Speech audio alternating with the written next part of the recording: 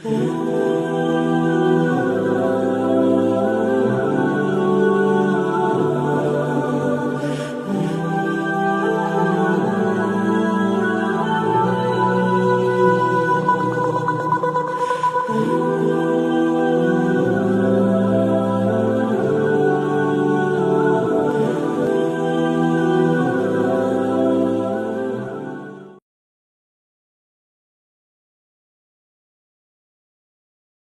لله نحمده ونستعينه ونستغفره ونعوذ بالله من شرور أنفسنا وسيئات أعمالنا من يهده الله فلا مضل له ومن يضلل فلا هادي له وأشهد أن لا إله إلا الله وحده لا شريك له وأشهد أن محمدا عبده ورسوله أما بعد فإن خير الحديث كتاب الله وخير الهدي هدي محمد صلى الله عليه وسلم وشر الأمور محدثاتها وكل محدثة بدعة وكل بدعة ضلالة وكل ضلالة في النار.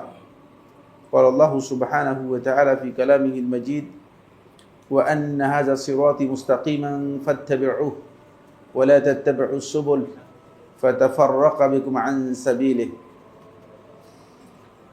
সম্মানিত উপস্থিতি দিনী ভাই বোন, আল্লাহ রাব্বুল আলামিনের অসংখ্য অগণিত শুকরিয়া যে মহান রাব্বুল ইজ্জত ওয়াল জালাল অত্যন্ত মেহেরবানি করে ইয়ামুল জুমার এই পড়ন্ত বিকেলে যে সময় আল্লাহ সুবহানাহু ওয়া তাআলা আল্লাহর বান্দাদের দোয়া কবুল করে থাকেন, এই গুরুত্বপূর্ণ একটি সময় আমাদেরকে অত্যন্ত গুরুত্বপূর্ণ একটি মজলিসুল জিকির, যেখানে শুধুমাত্র আল্লাহ রাব্বুল আলামিনের আল্লাহ রাব্বুল আলামিনের দ্বীন এবং আল্লাহ রাব্বুল আলামিনের আসমা সিফাত ও মৌলিক যে আকীদার বিষয়গুলো আছে সেগুলো নিয়ে আলোচনা করা হয় থাকে। এই ধরনের একটি গুরুত্বপূর্ণ মজলিসে আমাদেরকে একত্রিত হওয়ার বসার তৌফিক দিয়েছেন। এই জন্য আল্লাহ রাব্বুল আলামিনের অসংখ্য অগণিত শুকরিয়া, আলহামদুলিল্লাহ। আমাদের যে বোনেরা রয়েছেন সেখানে আওয়াজ ক্লিয়ার হচ্ছে কিনা এবং আপনাদের এসি কাজ করছে কিনা, ঠান্ডা হচ্ছে কিনা আপনারা একটু কনফার্ম করবেন সংশ্লিষ্টকে টেলিফোন করে, যদি এসি চালানো হয়েছে। তারপরেও এসি ঠান্ডা হচ্ছে কিনা এবং আওয়াজ ক্লিয়ার হচ্ছে কিনা একটু কনফার্ম করবেন। সম্মানিত উপস্থিতি, আপনারা জানেন যে গত প্রোগ্রামে আমরা মানহাজুস সালেফ, সালেফদের মানহাজ নিয়ে কথা শুরু করেছিলাম। যখন আমরা মানহাজ সম্পর্কে বলতেছিলাম সেখানে মৌলিক কিছু বিষয় আপনাদের দৃষ্টি আকর্ষণ করেছি এবং আজকের যে আলোচনা শুরু হবে সালেফদের মানহাজের বৈশিষ্ট্য নিয়ে। লাস্টে সেখানে গিয়ে আমরা থেমেছিলাম, আপনাদের যারা উপস্থিত ছিলেন খেয়াল থাকার কথা। মানহাজ কি সেটা আমরা স্পষ্ট করেছি। মানহাজ হচ্ছে একটি সুস্পষ্ট রাস্তা, যেই রাস্তা দিয়ে সুনির্দিষ্ট আদর্শের একদল লোক সবসময় নিজেকে পরিচালিত করতে পারে বা পরিচালিত হতে পারে। মানহাজ হচ্ছে আদর্শিক রাস্তার নাম, আর আরবিতে তরিক বলা হয় তাকে, রাস্তাকে। আপনারা আরবি যারা এখানে অনেক আছে আরবি পড়েন, তরিকুন অর্থ কি? রাস্তা। কিন্তু মানহাজ হচ্ছে কি? রাস্তা। মানহাজ হচ্ছে আদর্শিক রাস্তার নাম। একটা আদর্শের উপরে নিজেকে সুপ্রতিষ্ঠিত রেখে সে আদর্শ দিয়ে আপনি পরিচালিত হতে হলে যেই পদ্ধতি, যে রাস্তার অনুসরণ করবেন সেটা হচ্ছে আদর্শিক রাস্তা, সেটা হচ্ছে মানহাজ। আর তরিক হচ্ছে গাড়ির রাস্তার নাম, যেখান দিয়ে কি গাড়ি চলবে, যেখান দিয়ে গাড়ি চলবে। হয়তো গিয়েছেন যারা, দেখবেন তরিক তরিক মানে রাস্তা দাও রাস্তা দাও, বুঝতে পেরেছেন কিনা? মানে পুরো আরবি বলতে পারে না যেহেতু মানুষ বুঝে না, কিন্তু তরিক বললে মানুষ বুঝেছে এটা হচ্ছে রাস্তা। তরিক থেকে তরিকা, তরিক থেকে কি? তরিকা হচ্ছে মানে যেই পদ্ধতি আমরা নিজেদের জন্য তৈরি করে নিয়েছি, যে মানহাজটা আদর্শিক দিক থেকে মানুষ নিজের আদর্শের উপর নিজেদেরকে পরিচালনা করার জন্য নির্দিষ্ট করে নিয়েছে, সেটার নাম হচ্ছে তরিকা। সেটার নাম হচ্ছে কি? তরিকা। আচ্ছা, তাহলে আমরা মানহাজ সম্পর্কে আলোচনার মোদ্দা কথায় পেয়ে গিয়েছি, যেটা আগের আলোচনার মধ্যে বলেছিলাম। সালেফ আমাদের কাছে পরিচিত, সালাফ বলতে আমরা বুঝি সাহাবায়ে কেরামদেরকে। কাদেরকে? সাহাবায়ে কেরামদেরকে। আমি এই কথা গত আলোচনার মধ্যে বলেছি, যদি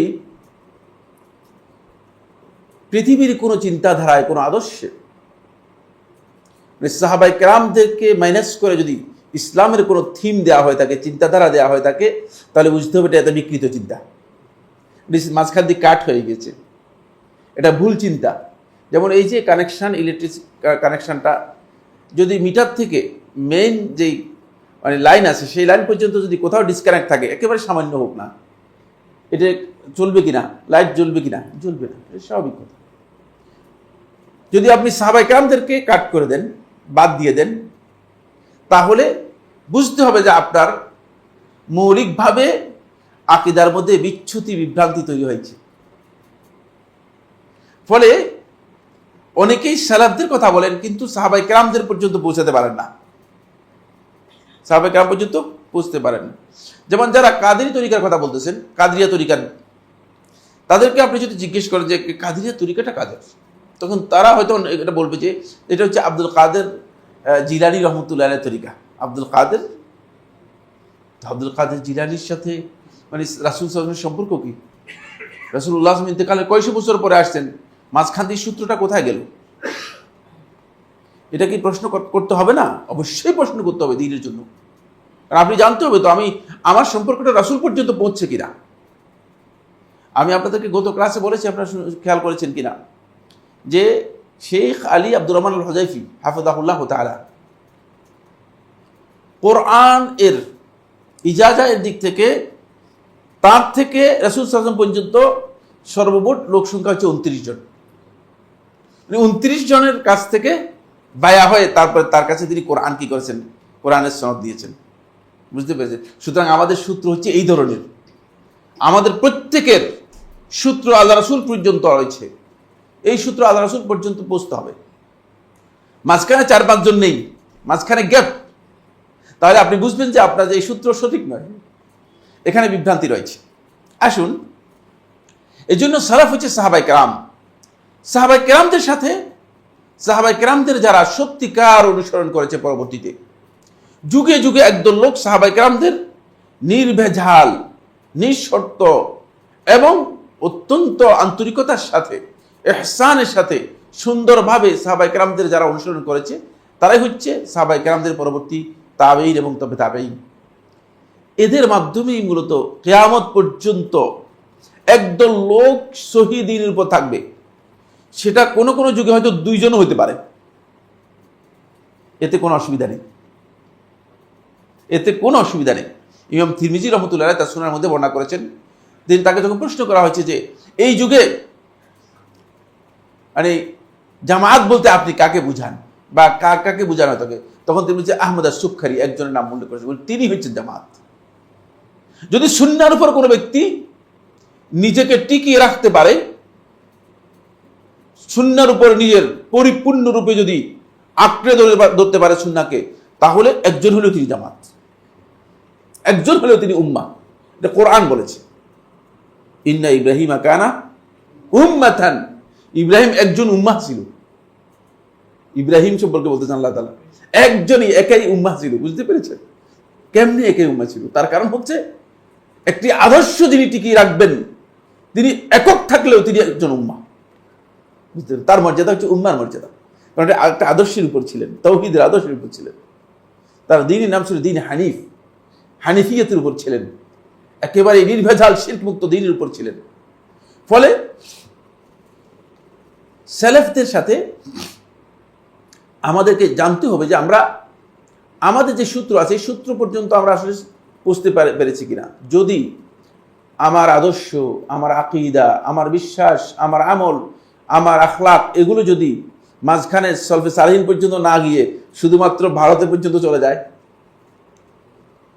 ভারত পর্যন্ত গেল আর কি। বুঝতে পেরেছি? একসময় আমাদের এদেশ থেকে কিছু সংখ্যক লোক এদেশ থেকে জাহাজে হজে যাওয়া হতো। বুঝতে পেরেছেন? তো ঘুরে ঘুরে ঘুরে ঘুরে শ্রীলঙ্কা হয়, তারপরে বোম্বাই পর্যন্ত যেত।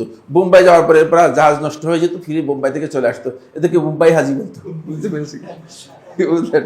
এরকম বহু শুনেছি, বোম্বাই হাজি। বোম্বাই হাজি কেন? তার কারণ হচ্ছে এরপরে আর হজ করতে পারে না, যেতে পারে না বেচারা। জাহাজ বিকল হয়ে গেছে, তখন মুম্বাই থেকে বন্দর থেকে তাদেরকে নামা দিয়েছে, বলছে যাও আস্তে করে এদিক দিয়ে চলে যাও, বাস হয়ে যাও, বাংলাদেশে চলে যাও। আসল জায়গায় পৌঁছতে পারে নাই। তো মাঝখানে যদি আপনার কাট হয়ে যায়, শুধুমাত্র বোম্বাই গিয়ে শেষ হয়ে যায়, তাহলে হাজি হতে পারবেন, বোম্বাই হাজি হতে পারবেন। কিন্তু ইসলামের এই সম্পর্ক সরাসরি আপনার চলে যেতে হবে কোথায় পর্যন্ত? একেবারে আল্লাহ রাসূল সাল্লাল্লাহু আলাইহি ওয়াসাল্লাম পর্যন্ত। মাঝখানে কোনো সূত্র আপনার নষ্ট হতে পারবে না, কোনো জায়গায় আপনার কি হতে পারবে, বিচ্ছিন্নতা আসতে পারবে না। এটা হচ্ছে মূলত সালাফদের বক্তব্য। এই কারণে সাহাবায়ে কেরামদেরকে আমাদেরকে সামনে রাখতে হবে। কারণ আমরা যদি সাহাবীদের থেকে ইসলাম ভালো বুঝি, সাহাবায়ে কেরাম যেটা বুঝেন নাই ইসলামের ব্যাপারে, যদি আমি সাহাবীদের থেকে বেশি ভালো বুঝি, তাহলে বুঝতে হবে যে এটা আমার বুঝ, আল্লাহ রাসূল সাল্লাল্লাহু আলাইহি ওয়াসাল্লাম বুঝেন নাই। কারণ সাহাবায়ে কেরামরা বুঝ নিয়েছেন কার থেকে? রাসূলুল্লাহ সাল্লাল্লাহু আলাইহি ওয়াসাল্লাম থেকে। সাহাবায়ে কেরামরা বুঝ নিয়েছেন রাসূলুল্লাহ সাল্লাল্লাহু আলাইহি ওয়াসাল্লাম কাছ থেকে। আর আমরা যদি বলি যে না সাহাবায়ে কেরাম বুঝেন না, আমি বুঝেছি, তাহলে বুঝতে হবে যে আমি আসলে সাহাবায়ে কেরামদের সাথে আমার এই বুঝের সম্পর্ক নেই।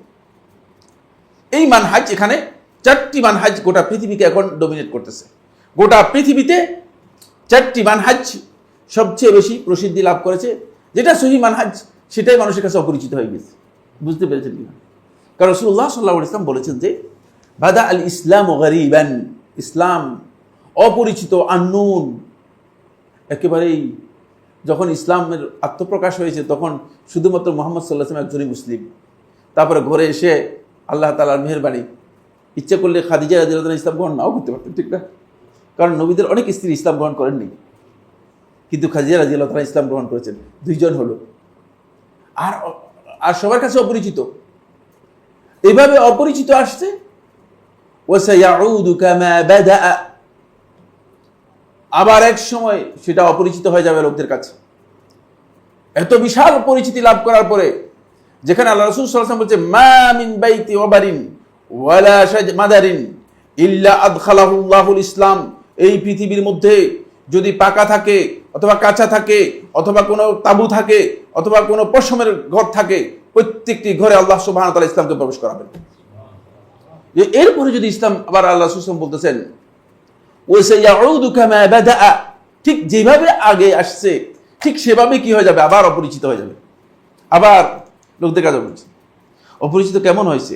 মানে আমাদের কাছে টেলিফোন করে, আমার কাছে তো মনে হয় না এখন আমাদের কাছে অপরিচিত হয়ে গেছে আমাদের কাছে। কারণ আপনি যদি মসজিদের মধ্যে সালাতের পরে আপনি যদি মুনাজাত না করেন, তাহলে আপনার দিকে লোকেরা তাকাবে যে লোকটা কি ভাই, আপনার সমস্যা কি, আপনি মুনাজাত করেন না কেন?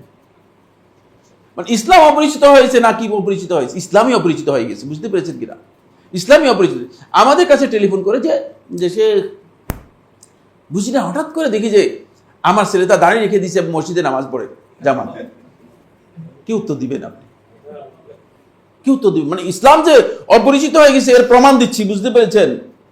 মানে মুসলিম ব্যক্তি এই প্রশ্ন করার কথা ছিল না, কিন্তু আজকে মুসলিম এই প্রশ্ন করতেছে আমাদের কাছে যে কি কারণে ছেলে আমার মানে এখনো কলেজে পড়ে, মানে সামান্য বয়স, সে দাঁড়িয়ে রেখে দিয়েছে আবার মসজিদে গিয়ে জামাতে নামাজ পড়তেছে। কারণ আমরা তো জানি যে বয়স দাঁড়িয়ে যখন সাদা হয়ে যাবে, বৃদ্ধ হয়ে যাবে, তখন আস্তে, যখন হাঁটতে ফিরতে পারে না, কাজ টাজ নেই, বুঝতে না, তখন আস্তে আস্তে করে মসজিদে যাবে, কিছু সময় মসজিদে বেকার সময় কাটাবে। বুঝতে না, আমাদের ইসলামটা হচ্ছে এই। এখন হঠাৎ করে কি যুবক দাঁড়িয়ে রেখে দিয়েছে, আবার সেই মানে মসজিদে সালাত আদায় করতেছে, ইসলাম অপরিচিত হয়ে গেছে। এখন ইসলাম কিন্তু মুসলিমদের কাছে অপরিচিত, মুসলিমদের কাছে ইসলাম অপরিচিত, যদি আমরা মানে এটাকে স্বীকার করে নিতেছি না, কিন্তু আসলে বাস্তব অবস্থা হচ্ছে এই।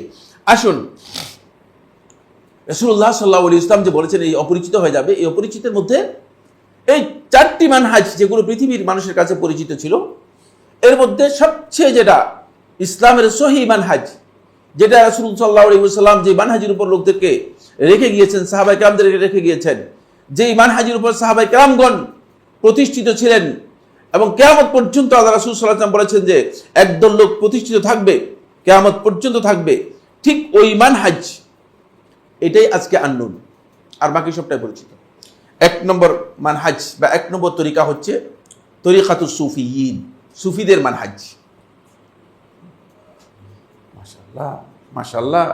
আপনি মানে উত্তরাতে এই কয়েকজন লোক আছে, ব্যাপারটা এমন কিনা, আপনি একটা মাহফিল ডাকেন না তাদের, তা দেখবেন যে মানে এই 3 নম্বরে যে ফ্রেন্ডস মাঠ বলে না, জায়গা ভরে যাবে না, জায়গায় দেওয়া যাবে না, জায়গায় দেওয়া যাবে না। লম্বা পাগড়ি দিয়েও বলতেন না, এরপরে গায়ের সাথে গা লেগে তারপরে বায়াত গ্রহণ করতেছে। তরিকাটা কি খুব ভালো করে খেয়াল করুন, মানহাজটা কি? এই মানহাজটা হচ্ছে যে মানে আপনি আপনার অন্তর থেকে হুজুরের অন্তর দিকে তাকাবেন, চোখ বন্ধ করে। হুজুরের অন্তর থেকে সরাসরি আপনার কাছে এলেম আসবে, বুঝতে পেরেছেন? এলেম জ্বালার দরকার নেই, এলেমটা এমনি হয়ে যাবে, বুঝতে পেরেছেন? হুজুরে কি দিল হুজুরেই জানে, আর আপনি কি নিলেন সেটা আপনি ভালো জানেন। এই তরিকা হচ্ছে তরিকাতুস সুফিয়্যিন। তারা বলে যে তোমরা তো জ্ঞান গ্রহণ করতেছো, আনতুম তাখুযুনাল ইলম মিন হাইয়িন, তোমরা জীবিত ব্যক্তির কাছ থেকে জ্ঞান গ্রহণ করতেছো, আও মাইয়িতিন, অথবা মৃত ব্যক্তির কাছ থেকে জ্ঞান গ্রহণ করতেছো। যে জীবিত ব্যক্তি মারা যায় শেষ, কিন্তু আমাদের ইলম হচ্ছে সরাসরি এইভাবে মানুষের অন্তর থেকে হতে হতে নাহনু নাখুযুল ইলমা মিনাল হাইয়িল কাইয়্যুম, হাইয়ুল কাইয়্যুম থেকে আমরা ইলম গ্রহণ করে থাকি। নাউযুবিল্লাহি মিন যালিক। নবীদেরকে মাঝখান থেকে কি করেছে? কাট। নবী এবং রাসূলদের মাঝখানে কোনো কি নেই, কোনো স্পেস নেই। ফলে তাদের যতগুলো সূত্র আছে, যতগুলো কিতাব আছে, প্রত্যেকটি কিতাবের মধ্যে সর্বোচ্চ গ্রেডের নাম হচ্ছে আল গাউসুল আযম। আল গাউস আল আযম, আল গাউসুল আযম কিন্তু আল্লাহ নয়, এই মাখলুক, বুঝতে পেরেছেন? এটা কি যে কোনো একজন মাখলুক। আর বাংলাদেশে এরকম গাউস প্রচুর পাওয়া যায়, অনেক গাউস পাওয়া যায় বাংলাদেশে, গাউসের কোনো শেষই নেই। তারা নবীদের যে গ্রেডটা আছে আমাদের সাথে, মানে আল্লাহ রাব্বুল আলামিনের ইলম থেকে আমাদের সূত্র কি? আমাদের সূত্র হচ্ছে রিসালাতের সূত্র, রাসূলের মাধ্যমে আমরা পেয়েছি। রাসূলকে বাদ দিয়ে আপনি কি কোনো ইলমের কথা মানে বিবেচনা করতে পারেন, অথবা কোনো ইলমের চিন্তা করতে পারেন? প্রশ্নই আসে না। রাসূলকে বাদ দিয়ে আপনি জ্ঞান নিতে পারবেন না, এর সুযোগ নেই, এর কোনো জায়গায় নেই। কিন্তু তাদের রাসূলের কোনো বক্তব্যই নেই, সবসময় তাওয়াজ্জু হচ্ছে চোখ বন্ধ করে শুধুমাত্র হুজুরের দিকে, হুজুরের অন্তরের দিকে তাওয়াজ্জু দিবেন। হ্যাঁ, হুজুরের অন্তরের দিকে তাওয়াজ্জু দিবেন। তরিকাতুস সুফিয়া এটি ব্যাপকভাবে মানে প্রসিদ্ধি লাভ করেছে। এই পৃথিবীতে এদের তরিকার সংখ্যা অসংখ্য, অগণিত। বাংলাদেশে হয়তো আপনারা 4টি তরিকার কথা জেনেছেন, কিন্তু না, আসলে 4টি তরিকা নয়, এদের শতাধিক তরিকা রয়েছে। কেউ কেউ 170টি তরিকার কথা উল্লেখ করেছেন। আফ্রিকাতে প্রচুর তরিকা রয়েছে।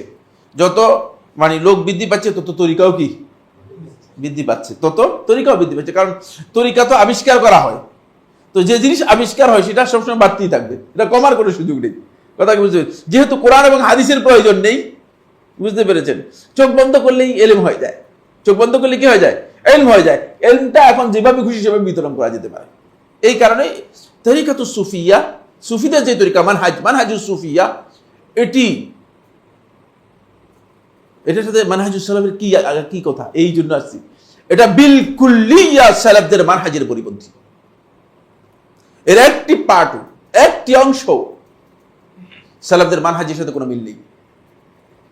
কারণ হচ্ছে পুরাটাই গ্রহণ করেছে আন্দাজের উপর, পুরোটাই কি করেছে? নিজেদের আন্দাজের উপর গ্রহণ করেছে। এবং এগুলো কিছু বিষয় আছে মানুষ সাধনার মাধ্যমেও কি করতে পারে, অ্যাচিভ করতে পারে। হিন্দু, খ্রিস্টান, বৌদ্ধ বিভিন্ন ধর্মের সাধকরা আছে, সাধকরাও কিন্তু বিভিন্ন কিছু করে, বুঝতে পেরেছেন কিনা? সাধনার মাধ্যমে মানে এরা ওই পদ্ধতির অনুসরণ করেছে, ওই পদ্ধতি তারা অনুসরণ করেছে। তাদের কাছে কোরআন এবং হাদিস ভুয়া। ভুয়া কেন বলছে? যে এগুলো হচ্ছে জাহেরি জিনিস। আমার সুন্দর উদাহরণ দিয়েছে, বলছে যে শুনেন, আপনাকে যে বাদাম দেয়, যে বাদামের উপরের অংশটা খান না ভিতরের অংশটা খান? কি উত্তর দিবেন আপনি? কি উত্তর দিবেন? হ্যাঁ হ্যাঁ, উপরটা খান না, উপরটা ফেলে দেন খুলে। বলছে যে এটা যে শরীয়ত, এটা উপরের অংশ ফেলে দেন, তাহলেই আপনি আসল জিনিস পেয়ে যাবেন। ভিতরেই তো আসল জিনিস, ভিতরে ঢুকেন নাই আপনি। যুক্তি তো খুবই সুন্দর, ঠিক না? এই যুক্তি খণ্ডন কে করতে পারবেন? হ্যাঁ, কে বলতে পারবেন? কেউ বলতে পারবেন এই যুক্তিটা কি হবে? মানে শরিয়ত কিন্তু কোনো বস্তুর নাম নয়। আপনি বস্তু দিয়ে একটি আদর্শকে উদাহরণ দিয়েছেন, উদাহরণটা এই জন্য গলত। কথা কি বুঝতে পেরেছেন কিনা? এই যে মানে বস্তু দিয়ে আপনি উদাহরণ দিয়েছেন একটি আদর্শের, যে আদর্শ পুরাটাই হচ্ছে মূলত আল্লাহর পক্ষ থেকে অবতীর্ণ ইলম। ফলে শরীয়তের সামান্যতম কোনো অংশ, কিছু অংশ উপরের কিছু অংশ ভিতরের এমন নেই, এরকম কিছুই নেই। কারণ এটা আল্লাহর পক্ষ থেকে পুরাটাই ইলম। এখানে যত ক্ষুদ্র কথা আছে সেটা আপনার কাছে যতই সামান্য হয় না হোক না কেন, কিন্তু আল্লাহ রাব্বুল আলামিনের কাছে এটা বিধান, এটা শরীয়তের কাছে বিধান, এটা আল্লাহর পক্ষ থেকে অবতীর্ণ ওহী। ফলে নবী সাল্লাল্লাহু আলাইহি ওয়াসাল্লাম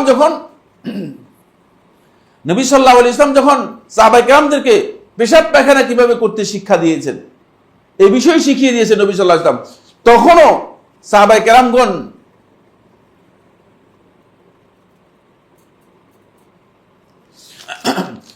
কেরামগণ যে এটাকে এইভাবে নেন নাই, এভাবে গ্রহণ করেন নাই যে না এটা ক্ষুদ্র জিনিস, শরীয়তের এটা ক্ষুদ্র জিনিস, এটা বৃহৎ জিনিস, শরীয়তের এটা গুরুত্বপূর্ণ জিনিস, এটা শরীয়তের গুরুত্বপূর্ণ জিনিস নয়। শরীয়তের মধ্যে প্রত্যেকটা বিধান যদি আল্লাহ এবং তার রাসূলের পক্ষ থেকে অবতীর্ণ হয় থাকে সেটা কি অত্যন্ত গুরুত্বপূর্ণ, সেটা অত্যন্ত গুরুত্বপূর্ণ।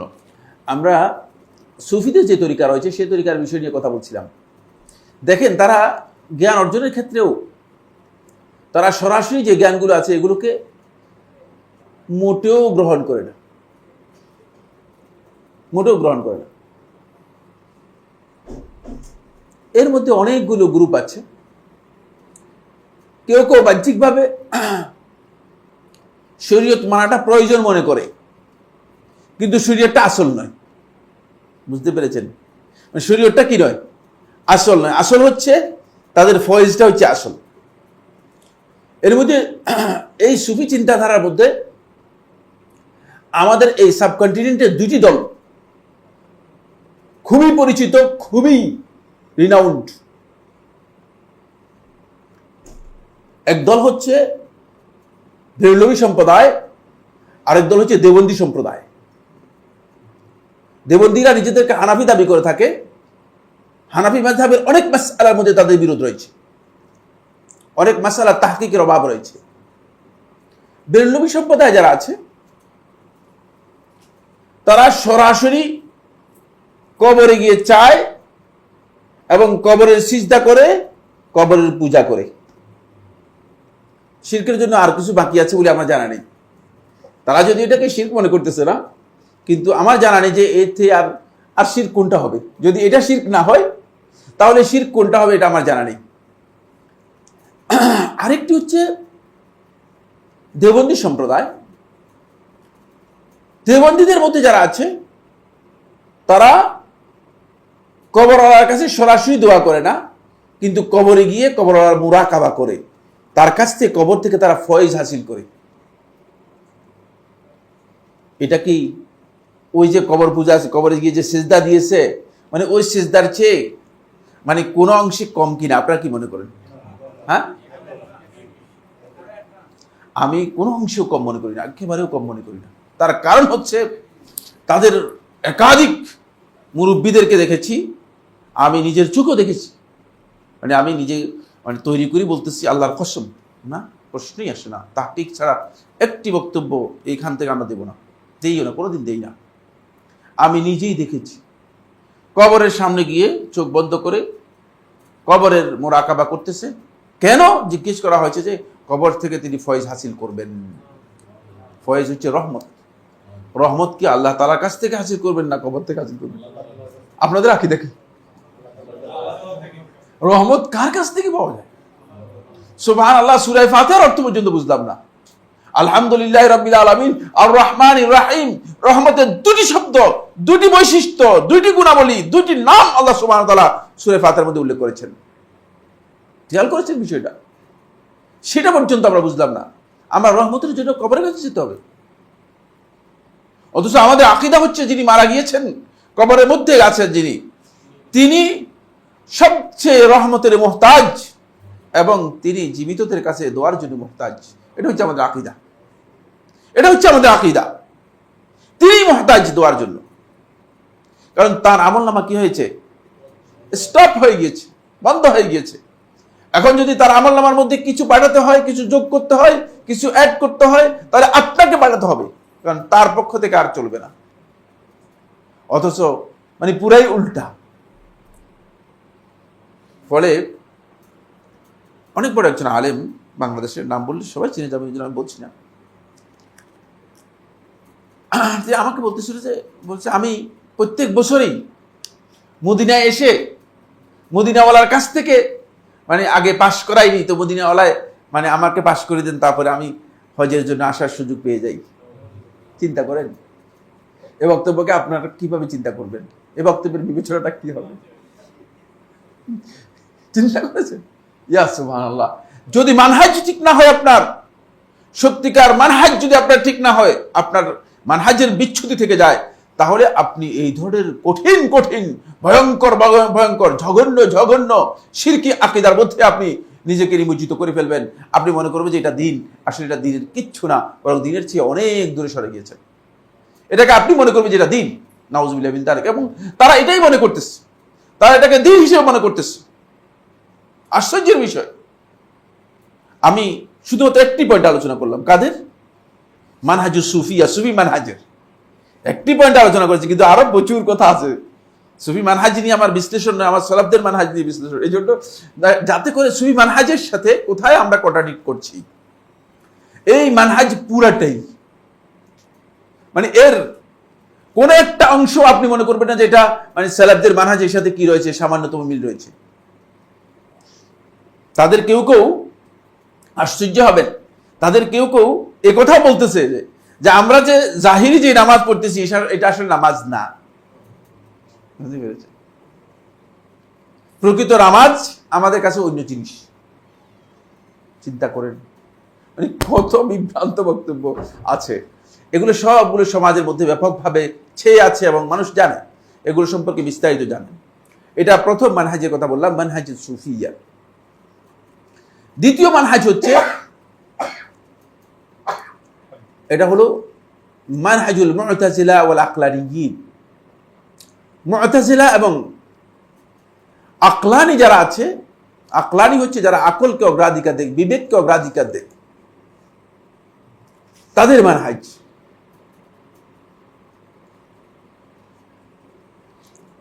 এদের সর্বপ্রথম মুরব্বী বা বড় মুরব্বী হচ্ছে জাহাম ইবনে সাফওয়ান।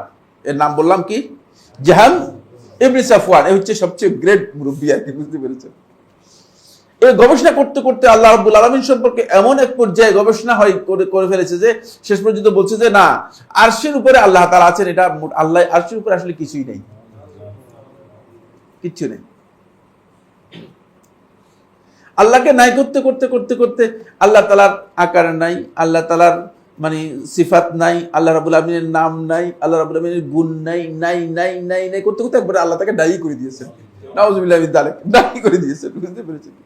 এ হচ্ছে মানে আকলানি সম্প্রদায়। তাদের কাজ হচ্ছে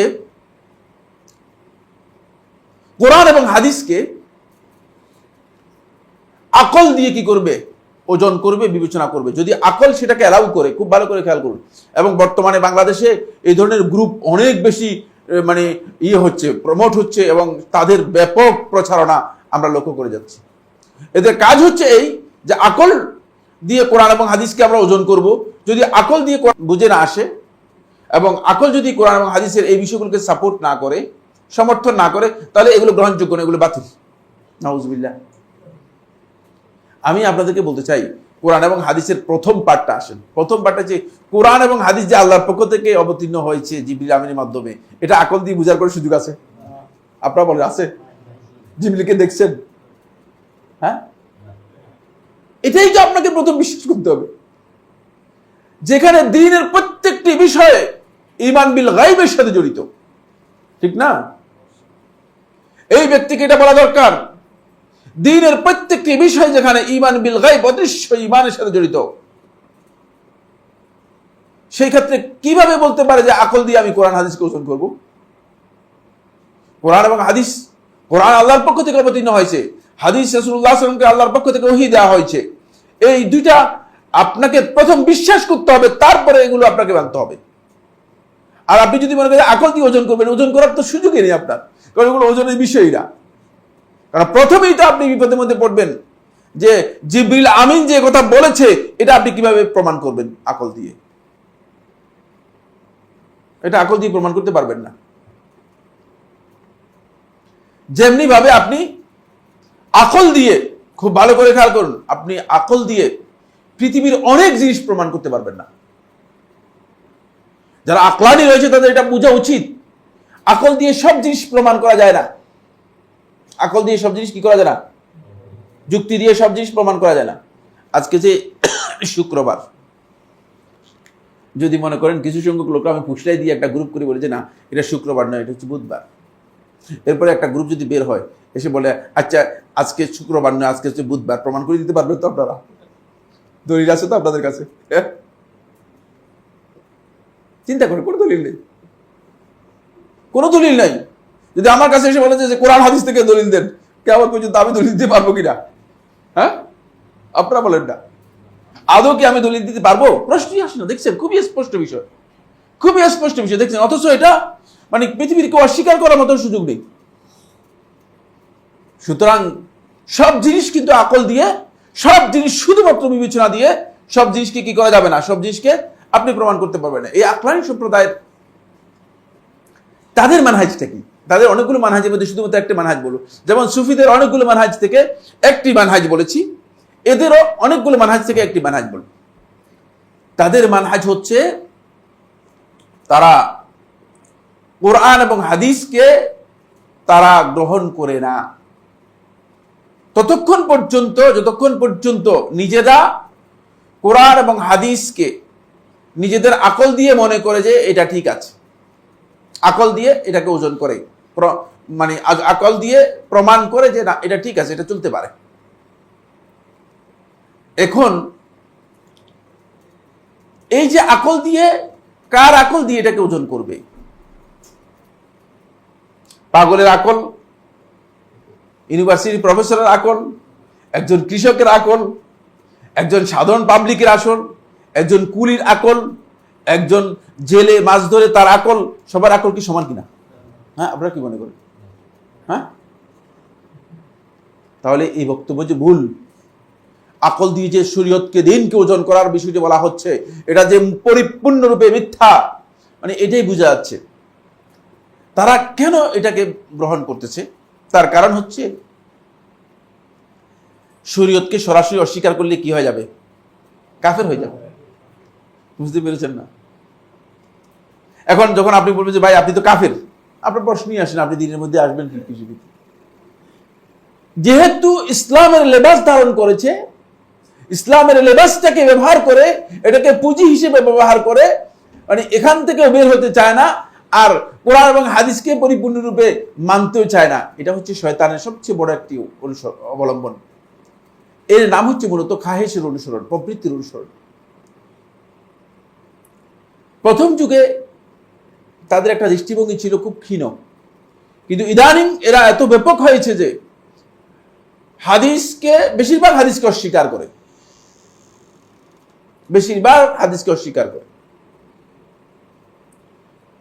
জান্নাত জাহান্নামের যে হাদিসগুলো আছে সেগুলো সবগুলো আমরা আমাদের আকীদা কি জান্নাত জাহান্নাম সম্পর্কে বলতে পারবেন কিনা কেউ? জান্নাত এবং জাহান্নাম সম্পর্কে আমাদের আকীদাটা কি? না, সত্য আছে, হ্যাঁ, মানে জান্নাত এবং জাহান্নাম দুইটাই বর্তমানে আছে, সৃষ্ট, মানে সৃষ্ট বর্তমানেই আছে। তারা বলছে না বর্তমানে থাকবে কেউ কেন? আল্লাহ তারা কি পাগল নাকি? নাউযুবিল্লাহ মিন যালিক। বলে পাগলে হলে না, মানে কত শত বছর পরে কখন কিয়ামত হবে, কিয়ামত পরে কখন বিচার ফয়সালা হবে, 50,000 বছর, তোমরা বলতেছো 50,000 বছর পর বিচার হবে, তারপরে বিচার হলে তারপরে জান্নাত জাহান্নাম দিবে। তো এত আগে আল্লাহ রাব্বুল আলামিন জান্নাত জাহান্নাম এগুলো ঠিক করে রাখছে কিছু না, আল্লাহ তাআলা ব্যাকুল নাকি? নাউযুবিল্লাহ মিন যালিক। আকল দিয়ে এগুলো বলতেছে। এই যে মানে বক্তব্য, এটা ধৃষ্টতা, আল্লাহ রাব্বুল আলামিনের শানে ধৃষ্টতা, সীমালঙ্ঘন। আকল দিয়ে এই কথাগুলো বলার কারণে অনেক লোক আছে যে যাদের মানে আকলের মধ্যে সত্যিকার ঈমান আসে নাই, মানে আকলটা ঈমান দিয়ে পুষ্ট হয় নাই, আকলটা ঈমান দিয়ে যাদের পুষ্ট হয় নাই, এই লোকগুলোর সাথে সাথেই তাদের বলছে আসলেই তো ঠিক, কেন কোটি কোটি বছর আগে জান্নাত জাহান্নাম তৈরি করে রাখছে, তো জান্নাত জাহান্নামের খাবার সব পচে যাচ্ছে না? এবার এটার উপর নির্ভর করে আরেকটা আকীদা দিয়ে দিচ্ছে যে তাহলে খাবার তো সব নষ্ট হয়ে যাচ্ছে, তো খাবার এগুলো কেন রাখছে? খাবার পচে যাচ্ছে না জান্নাত জাহান্নামের? বুঝতে পেরেছেন কত বিভ্রান্ত বক্তব্য দিচ্ছে এই আকলানিরা? যেহেতু শরিয়ার মূল যে কোরআন এবং হাদিসের বক্তব্য এটাকে গ্রহণ করবে না, এই কারণেই তারা মূলত নিজেদের আকলটাকে অগ্রাধিকার দিয়ে তারা প্রথমেই হাদিসকে কি করেছে, প্রশ্নবিদ্ধ করেছে। যেহেতু আমরাও স্বীকার করি, তারাও স্বীকার করে যে হাদিসের মধ্যে কিছু জালজালিয়াতি হয়েছে, হাদিসের মধ্যে কিছু জালজালিয়াতি হয়েছে, তার এই স্বীকারোক্তির মাধ্যমে তারা সুযোগ পেয়ে গিয়েছে, বলছে যেহেতু হাদিসের মধ্যে জালজালিয়াতি আছে, হাদিস বাদ। নাউযুবিল্লাহ মিন যালিক। এটা পৃথিবীর কোনো আলেম বলেন নাই। হাদিসের মধ্যে জালজালিয়াতি হয়েছে, সেটা জালজালিয়াতি সবটাই কি করা হয়েছে, আলাদা করে দেওয়া হয়েছে, সবটাই তাহকিকের মাধ্যমে পরিপূর্ণরূপে আলাদা করে দেওয়া হয়েছে। পৃথিবীর একজন সিঙ্গেল ম্যান এখন পাবেন না যে একটি হাদিসকে সে নিজে জাল করে তৈরি করে নতুন আবিষ্কার করতে পারবে, সম্ভব নয়, ইম্পসিবল। আহলে হাদিসগণ এইভাবে বিষয়গুলোকে কি করেছেন, ব্যাখ্যা করে দিয়েছেন, এইভাবে বিষয়গুলো আলোচনা করে দিয়েছেন। সুতরাং প্রশ্নই আসে না আপনার যে জালজালিয়াতির কথা আপনি এখানে উত্থাপন করতে পারেন, কারণ এখন আর জালজালিয়াতির বিষয় নেই, এখন আর জালজালিয়াতির বিষয় নেই, সবটা আলেমগণ তাহকিকের মাধ্যমে স্পষ্ট করে দিয়েছেন। আমাদের কাছে খুবই স্পষ্ট হয়ে গিয়েছে, দিবালোকের মতো স্পষ্ট হয়ে গিয়েছে। এটা হলো মানহাজুল আকলানিয়িন অথবা এটা মানহাজুল মুতাজিলা। ফলে তারা এখান থেকে বাঁচার জন্য কোরআনে কারীমের আয়াতগুলোকে রূপক অর্থে নিয়ে গেছে। সব তাদের একটা পুঁজি হচ্ছে কোরআনের আয়াত যা আছে সব রূপক অর্থে নিয়ে গেছে, আর যেগুলো আকলে ধরে নাই সেগুলো সবগুলোকে কি করছে, অস্বীকার করে বসছে। যেমন মেরাজকে বাতিল করে দিয়েছে, এটা কেমনি সম্ভব, এটা হয় না, এটা কি হয় নাকি? কিন্তু এই লোক চিন্তা করে নাই যে তুমি একটা মিয়া জন্মগ্রহণ করেছো 2 কেজি, তুমি কিভাবে 85 কেজি হইলা, এটা কিভাবে সম্ভব? তার আকল দিয়ে এটা চিন্তা করে নেই। তুমি কিসের থেকে 2 কেজি জন্মগ্রহণ করে 85 কেজি হতে পারলা? কখন তুমি বাঁধলা? এই রিমোট তো সরাসরি আল্লাহ রাব্বুল আলামিনের হাতে রেখে দিয়েছেন। একটা শিশুর দিকে আপনি সারাদিন তাকায় থাকেন, আপনি 24 ঘন্টা তাকিয়ে থাকেন, যে 24 ঘন্টা দেখবেন যে তার ওজন বাড়তেছে বা মানে কোন অংশে বেড়ে যাচ্ছে। হ্যাঁ, বের করতে পারবেন তো? দেখছেন? সুবহানাল্লাহ। আল্লাহ রাব্বুল আলামিন তার সৃষ্টির মধ্যে কত বিশাল কুদরত রেখে দিয়েছেন, কত বিশাল আয়াত নিদর্শন আমাদের জন্য রেখে দিয়েছেন মহান রাব্বুল ইজ্জত ওয়াল জালাল, যাতে করে আপনি বুঝতে পারেন যে এত ছোট্ট মানুষ আস্তে আস্তে বড় হয়ে যাচ্ছে। মাশাআল্লাহ, আগে দেখছে এত ছোট, এখন কত বড়, কিভাবে হয়ে যাচ্ছে। এটা চিন্তা করে না, এই বিষয় চিন্তা করে না, চিন্তা করে যে কিভাবে নবী সাল্লাল্লাহু আলাইহি ওয়াসাল্লাম মেরাজ হয়েছে। এটা হতে পারে না, অসম্ভব, এসম্ভব হতে পারে না। কিভাবে কবরে আযাব হবে, কবরের মধ্যে মানুষ সব দাফন করার পরে সবগুলো মানুষ পচে গলে একেবারে কি হয়ে যাবে, শেষ হয়ে যাবে, কবর আযাবটা হয় কিভাবে? এটা বিশ্বাস হয় না, এটা কি হয় না, বিশ্বাস হয় না। এই সমস্ত এই মৌলিক যে আকীদার বিষয়গুলো আছে এগুলো সবগুলোকে তারা কি করেছে, অস্বীকার করেছে। যেহেতু তাদের আকলের মধ্যে আসলে এই কথা, এই বিষয়গুলো কি হয়নি, তাদের আকলের মধ্যে ধরেনি, এগুলো আকলের মধ্যে ধরেনি। এরা হলো দ্বিতীয় মানহাজ। এই আকলানিদের মূলত বেশিরভাগ মানহাজি ইসলামী সালেফদের যে মানহাজ রয়েছে এই মানহাজের সাথে কন্ট্রাডিক্ট করে, কিন্তু তারা কোরআন এবং হাদিসের কিছু কিছু বিধানকে কি করে, তারা গ্রহণ করে। কোরআনের মৌলিক কিছু বিধানকে তারা গ্রহণ করে, হাদিসের কিছু মৌলিক বিধান আছে সেগুলোকে তারা কি করে, গ্রহণ করে। এই জন্য কিছু কিছু বিধানের সাথে সালাফদের মানহাজের মানে কিছু জিনিসকে তারা স্বীকার করে, কিন্তু তাদের মৌলিক যে বিষয়গুলো আছে আকীদাগত, এগুলো সবটাই মানহাজুস সালাফ, সালাফদের মানহাজের সাথে কন্ট্রাডিক্ট করে এবং সালাফদের মানহাজের সাথে কোনো মিল নেই। কারণ সালাফগণ তাদের মানহাজের মূলনীতির মধ্যে আকলকে রাখেন নাই, খুব ভালো করে আকলকে রাখেনি নেই। আকল হচ্ছে যন্ত্র, আকল হচ্ছে কি, যন্ত্র। আর ইলম হচ্ছে ওয়াহী, ইলম হচ্ছে কি, ওহী। খুব ভালো করে খেয়াল করুন, মানে ওহীটাকে বোঝার জন্য আকলের প্রয়োজন আছে, যন্ত্রের প্রয়োজন আছে। এটা যন্ত্র সৃষ্টি করেছেন আল্লাহ তাআলা, এটা শুধুমাত্র বুঝার জন্য। এই যন্ত্রটা ওই ইলমটাকে যাচাই করার জন্য নয়, বুঝার জন্য। কথাটা বুঝাতে পারলাম কিনা? ওই ইলমটাকে যাচাই করার জন্য নয়, কারণ ওহিকে আপনি আকল দিয়ে যাচাই করতে পারবেন না, কারণ আকল এই গন্তব্যে পৌঁছতে পারবে না। তারা মনে করছে আকল হচ্ছে ইলমের উৎস। খুব ভালো করে খেয়াল করুন, আকল হচ্ছে ইলমের উৎস, মানে জ্ঞানের উৎস হচ্ছে কি আকল। যেমন পানির উৎস হচ্ছে মনে করে নলকূপ, পানির উৎস হচ্ছে যেমন পুকুর, পানির উৎস হচ্ছে যেমন নদী। ঠিক তারা মনে করছে ইলমের উৎস হচ্ছে আকল। না, এটা ভুল, এটা সালাফদের মানহাজের কাছে ভুল। ইলমের উৎস আকল নয়, আকল হচ্ছে ইলমের মূলত উৎস নয়, আলা, যন্ত্র, ডিভাইস। ইলমটাকে উপলব্ধি করার জন্য, ইলমটাকে অ্যাচিভ করার জন্য, ইলমটাকে আয়ত্তে আনার জন্য আকলটা কি করে? কাজ করে। আকলটা ইলম নয়, ইলমের উৎসও নয়। সুতরাং তারা এটাকে ভুল করেছে। এই কারণে তারা ইলমের চেয়ে আকলটাকে অগ্রাধিকার দিয়েছে, ইলম থেকে আকলকে অগ্রাধিকার দিয়েছে। সলফে সালিহিন সালাফদের মানহাজের মধ্যে আকলের শুধুমাত্র ওই জায়গায় স্থান আছে, খুব ভালো করে, ওই জায়গায় স্থান আছে যেখানে বুঝার জন্য দরকার রয়েছে। এই জন্য লাআল্লাকুম তাকিলুন, লাআল্লাহুম ইয়াকিলুন, লাআল্লাহুম ইয়াতাফাক্কারুন, যেন তারা চিন্তা করে, যেন তারা উপলব্ধি করে, যেন তারা বিষয়গুলো আকল দিয়ে বোঝার চেষ্টা করে। এগুলো হচ্ছে এই কারণে আল্লাহ তাআলা বলেছেন, যেহেতু এই দিয়ে আপনি জ্ঞানটাকে কি করতে পারবেন? অ্যাচিভ করতে পারবেন, অর্জন করতে পারবেন, আপনার আয়ত্তে আনতে পারবেন। এটা জ্ঞানের উৎস নয়, এটা জ্ঞানের উৎস নয়। তারা এটাকে জ্ঞানের উৎস হিসেবে কি করেছে? চিহ্নিত করে দিয়েছে। বলে আপনি যখন এটাকে মুতাজিলা এবং আকলারিদের মানহাজে যাবেন, তখন দেখবেন যে জ্ঞানের উৎস তাদের কাছে 1 নম্বর নাম হচ্ছে কি? আকল। 1 নম্বর আকল। 2 নম্বর হচ্ছে কি জানেন কিনা? হ্যাঁ, 2 নম্বর হচ্ছে কোরআন। কোরআন হচ্ছে না, 2 নম্বর হচ্ছে কোরআন, 2 নম্বর হচ্ছে কোরআন, বুঝতে পেরেছেন? তারপরে 3 নম্বর হচ্ছে রাসূল সাল্লাল্লাহু আলাইহি ওয়াসাল্লামের সুন্নাহ। সুন্নাহ সেগুলো তাদের কাছে যেটা আকল দিয়ে। তবে এই কোরআন এবং সুন্নাহ এই দুইটা দলিল হতে হলে আকল দিয়ে কি করতে হবে? রিভাইজ করে নিতে হবে, আকল দিয়ে এটাকে অ্যাপ্রুভ করে নিতে হবে, অন্যথায় দলিল হবে না। যাই হোক, এটা কাদের মানহাজ সম্পর্কে বললাম? মানহাজুল আকলারিয়িন আল মুতাজিলা। মুতাজিলারা এই মানহাজ গ্রহণ করেছে, তবে সব যুগে মুতাজিলাদের অবস্থান একই ধরনের ছিল না। সব যুগে, প্রথম যুগে মুতাজিলারা কিছু কিছু বিষয় বিরোধ করেছে, কিন্তু এত ভয়ঙ্কর অবস্থান ছিল না। আস্তে আস্তে করে, কারণ আপনি যদি রাস্তা থেকে মনে করেন, এখান থেকে আপনি যে গন্তব্যে যাবেন, এই গন্তব্য থেকে রাস্তা থেকে যদি মানে প্রতি বছর 0.1 ডিগ্রি করে দূরে সরতে থাকেন, মনে করেন প্রতি বছর 0.1 ডিগ্রি করে ডান দিকে মানে চলে যাচ্ছেন, তাহলে আপনি 1400 বছরে আপনি মানে 14 ডিগ্রি কি হয়ে গেছেন? দূরে সরে গেছেন। অর্থাৎ মূল রাস্তা থেকে অন্তপক্ষে 1400 কিলোমিটার দূরে সরে গেছেন।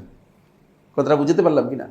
কারণ যদিও কম কম দূরে সরেছেন, অল্প অল্প করে দূরে সরেছেন, কিন্তু মূল রাস্তা থেকে আপনি মানে শেষ পর্যন্ত গন্তব্য থেকে অনেক দূরে অন্যদিকে চলে গিয়েছেন। মুখ পুরাটাই আপনার অন্যদিকে চলে গিয়েছে। প্রথমে কেবলার দিকে মুখ ছিল, আস্তে করে একজন এসে ঘুরে দিয়ে কেবলার একটু কি করেছে? 1 ডিগ্রি কেবলা থেকে সরা দিয়েছে। এভাবে সরাতে সরাতে এখন কেবলার দিকে মুখ নাই, কেবলা দিয়ে কি হয়ে গেছে?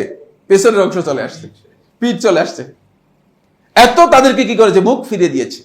আচ্ছা, আসুন সেকেন্ড, 3 নম্বর হচ্ছে, এটা আরেকটি মানহাজ, খুবই পরিচিত মানহাজ, যেটা নিয়ে আমরা গত ক্লাসে আপনাদের কাছে বলেছিলাম যে এটাকে বলে থাকে মানহাজুল খালাফ। এটা খালাফদের মানহাজ। এটা হচ্ছে মানহাজুল মুতাকাল্লিমিন, মুতাকাল্লিমিনদের মানহাজ। মুতাকাল্লিম বলা হয় থাকে আহলুল কালাম, যারা ইলমুল কালামের চর্চা করত। ইয়া সুবহানাল্লাহ, আপনারা আশ্চর্য হবে যদি শুনেন, আপনাদের ঘৃণা এসে যাবে যে মানে মাদ্রাসাতে আমাদেরকে মানে আল্লাহ রাব্বুল আলামিনের কালাম সম্পর্কে পড়াইছে, ওস্তাদের কাছে পড়েছি আল্লাহর কালামকে অস্বীকার করার জন্য। নাউযুবিল্লাহি মিন যালিক। মানে মিথ্যা বলতেছি এমন না, আমি পড়ে এটা পড়ে আসছি, পড়ে পরীক্ষা দিয়ে পাশ করে নাম্বার পেয়ে আসছি। বুঝতে পেরেছেন কিনা? আল্লাহর কালামকে অস্বীকার করার জন্য। আল্লাহর কালাম হতে পারে না। কেমনে হয় আল্লাহ তাআলার কালাম? আল্লাহ তাআলা কিভাবে কথা বলতে পারেন? আল্লাহ রাব্বুল আলামিন বাণী কিভাবে বলতে পারে? বুঝতে পেরেছেন? বলে এখন কি বলবো? এটাকে বিভিন্ন ভাবে ব্যাখ্যা বহু মানে ঘুরতে ঘুরতে ঘুরতে ঘুরতে ঘুরতে ঘুরতে মানে কোন জঙ্গলে যে নিয়ে ব্যাখ্যা দিয়ে গিয়েছে, এর একেবারেই কোনো অস্তিত্ব নেই। কাফেরদেরও মানে মাথার মধ্যে এটা নেই। এই তরিকার নাম হচ্ছে তরিকাতুল মুতাকাল্লিমিন। এই তরিকার নাম হচ্ছে কি? তরিকাতুল মুতাকাল্লিমিন, মুতাকাল্লিমিনদের তরিকা। আশ্চর্য হবেন, এই ইলমুল কালাম, আল্লাহ রাব্বুল আলামিনের কালামের উপর নির্ভর করে তারা ইলমুল কালাম আবিষ্কার করেছে। ইলমুল কালামের মূল কথা হচ্ছে আল্লাহ রাব্বুল আলামিনের যে কালাম, যেটা আল্লাহ তাআলা কোরআনের মধ্যে একাধিকবার বলেছেন কালাম আল্লাহ, আল্লাহর কালাম। তারা বলতেছে না, আল্লাহর কালাম হতে পারে না। এটা হচ্ছে আল্লাহ রাব্বুল আলামিন তার মনে মনে, আল্লাহর মনে আল্লাহ রাব্বুল আলামিন একটা ভাব উদ্রেক হয়েছে আল্লাহ তাআলা। ওই যে ভাবটা উদ্রেক হয়েছে, ওই ভাবটা আল্লাহ সুবহানাহু ওয়া তাআলা জিবরিল আমিনের মধ্যে এক্সপ্রেস করেছেন। ওই এক্সপ্রেস করার পরে জিবরিল আমিন যে ভাষাটা বলেছেন সেটার নাম হচ্ছে কালাম। এটা আল্লাহ তাআলার সৃষ্ট জিনিস। নাউযুবিল্লাহি মিন যালিক। আল্লাহ তাআলা জিবরিল আমিনের মাধ্যমে সৃষ্টি করেছেন। কেন এত কথা বলার দরকার আছে কোনো আপনার? এত গভীরে যাওয়ার কোনো দরকার আছে? এগুলো সবগুলো মুগাইয়াবাতের সাথে জড়িত বিষয়, সবগুলো অদৃশ্য জ্ঞানের সাথে জড়িত বিষয়। তো কেন আপনি এগুলোকে মানে এত বেশি বিশ্লেষণ করতে যাচ্ছেন, এত বেশি ব্যাখ্যা করতে যাচ্ছেন? এরা হলো মুতাকাল্লিমিন। এদের দুটি দল খুব বেশি রিনাউন্ড। একটা হচ্ছে আবু মনসুর মাতুরিদি সম্প্রদায়, মাতুরিদির অনুসারী মাতুরিদি সম্প্রদায়। আর হচ্ছে যে আবুল হাসান আশআরীর মানে অনুসারী আশআরী সম্প্রদায়। এরা আল্লাহ রাব্বুল আলামিনের সিফাত জাতিয়া যতগুলো আছে কোরআন মধ্যে সবগুলোকে অপব্যাখ্যা করেছে। নাউজুবিল্লাহ। আল্লাহ তাআলা চোখকে অপব্যাখ্যা করেছে, আল্লাহ তাআলা হাতকে কুদরতি হাত হিসেবে ব্যাখ্যা করেছে, আল্লাহ রাব্বুল আলামিন পাকে কি করেছে, পাকে অপব্যাখ্যা করেছে, আল্লাহ রাব্বুল আলামিন চেহারাকে অপব্যাখ্যা করেছে। মানে আল্লাহ রাব্বুল আলামিনের সিফাতগুলো যেগুলো আল্লাহ তাআলা কোরআনের মধ্যে মানে আল্লাহ তাআলা সিফাত হিসেবে পরিচয় করে দিয়েছেন, এগুলো সবগুলোকে অপব্যাখ্যা করেছে। বলেছে না এগুলো আল্লাহ রাব্বুল আলামিন বলেছেন, কিন্তু কি অর্থে বলেছেন? বলছে এগুলো রূপক অর্থে বলেছেন। নাউজুবিল্লাহ। আপনি নিজে চিন্তা করেন, আমি আমার পরিচয় করে দিচ্ছি, বুঝলেন? আমি নিজের পরিচয় করে দিচ্ছি, আর আমি আমার পরিচয় করে দিচ্ছি আপনাদের কাছে রূপক পরিচয়। কারণ আমি কি ব্যাকুল নাকি? আমার পরিচয় করে দেয়া, আমার নিজের পরিচয় করে দেয়া, এটা আমার একটা মানে পরিচয়ের জন্য প্রয়োজন। যা আপনারা আমাকে চিনবেন, আমাকে জানবেন। আল্লাহ সুবহানাহু ওয়া তাআলা তার জাতের পরিচয় করে দিচ্ছেন, আল্লাহ রাব্বুল আলামিন নিজের পরিচয় করে দিচ্ছেন, আল্লাহ তাআলা তার পরিচয় এইভাবে করে দিচ্ছেন। আর আপনি বলছেন আল্লাহ তাআলা রূপক পরিচয় করে দিচ্ছে, মিথ্যা পরিচয় করে দিচ্ছে। নাউযুবিল্লাহি মিন যালিক। রূপক মানে মিথ্যা। কত জঘন্যতম বক্তব্য, চিন্তা করেছেন? কত ভয়ঙ্কর কথা যে আল্লাহ সুবহানাহু ওয়া তাআলা নিজের পরিচয় করে দিচ্ছেন, আল্লাহ রাব্বুল আলামিন সেটা রূপক পরিচয় করে দিচ্ছে। এটা কিভাবে হতে পারে? তারা এই কারণে আল্লাহ রাব্বুল আলামিনের সিফাত যেগুলো আছে, সিফাত জাতিয়া, সবগুলোকে তারা কি করেছে? অস্বীকার করেছে। এটা হচ্ছে মানহাজুল মুতাকাল্লিমিন। মানহাজুল মুতাকাল্লিমিন এর মধ্যে মূলত সালাফদের মানহাজের সাথে তারা সবচেয়ে বড় কন্ট্রাডিক্ট করেছে আসমা এবং সিফাতের ব্যাপারে। আল্লাহ রাব্বুল আলামিনের নামগুলোকে স্বীকার করেছে, সবগুলো ঠিক আছে, কিন্তু আল্লাহ রাব্বুল আলামিনের সিফাত যেগুলো আছে, আল্লাহ রাব্বুল আলামিনের সিফাতগুলোকে তারা কি করেছে? বিভিন্ন ভাবে অপব্যাখ্যা করেছে। সিফাতের ক্ষেত্রে তারা সালাফদের মানহাজের সাথে পরিপূর্ণরূপে সালাফদের মানহাজ থেকে বিচ্যুত এবং দূরে রয়েছে। আল্লাহ তাআলা সিফাতগুলোকে তারা বেশিরভাগই মেনে নেয় নাই, বেশিরভাগই মেনে নেয় নাই। এর মধ্যে আল্লাহ রাব্বুল আলামিনের মৌলিক কিছু সিফাত, হাতে গোনা কিছু সিফাতকে তারা স্বীকার করেছে, আর বাকিগুলো সম্পর্কে তাদের বক্তব্য হচ্ছে যে এগুলো আল্লাহ তাআলা রূপক কি করেছেন? রূপক কোরআনের মধ্যে বলেছেন, রূপক বলেছেন কোরআনের মধ্যে। ফলে আপনি যখন তাদেরকে বলবেন যে আল্লাহ তাআলা তো তার পরিচয় করে দিয়েছে, কোরআনের মধ্যে আল্লাহ তাআলা তার হাতের কথা বলেছেন, কোরআনের মধ্যে আল্লাহ রাব্বুল আলামিন তার চেহারার কথা বলেছেন, তখন বলবে যে না এগুলো হচ্ছে কোরআন দুই প্রকার। কোরআন আয়াত কয় প্রকার? কোরআন আয়াত কয় প্রকার? দুই প্রকার। হ্যাঁ, মানে এক প্রকার হচ্ছে মুহকামাত ওয়া উখারু মুতাশাবিহাত। বলছে যে এক প্রকার হচ্ছে মুহকামাত আয়াত, আর এক প্রকার হচ্ছে মুতাশাবিহাত আয়াত। তো তারা বলতেছে না এইগুলো হচ্ছে মুতাশাবিহাত আয়াত, এগুলোর অর্থ আমরা জানি না, এগুলোর অর্থ শুধুমাত্র আল্লাহই জানেন। আপনি খুব ভালো করে একটু খেয়াল করুন, কোরআন আল্লাহ রাব্বুল আলামিন নাজিল করেছেন, এর অর্থ আল্লাহ নিজে জানার জন্য। বিশ্বাস করবেন এটা? আপনারা কি মনে করেন এর অর্থটা আল্লাহ নিজে জানার জন্য কোরআন আমাদের কাছে নাজিল করেছেন? হ্যাঁ, যে অর্থটা জানবেন কে? শুধু আল্লাহ জানবেন। আমাদের কাছে নাজিল করেছেন কেন? কোরআনের মধ্যে বলে দিয়েছেন কিতাবুন আনজালনাহু ইলাইকা মুবারাকুন, এমন একটি কিতাব যেটি আমি আপনার কাছে অবতীর্ণ করছি, মুবারাকুন, বরকতময়। কেন?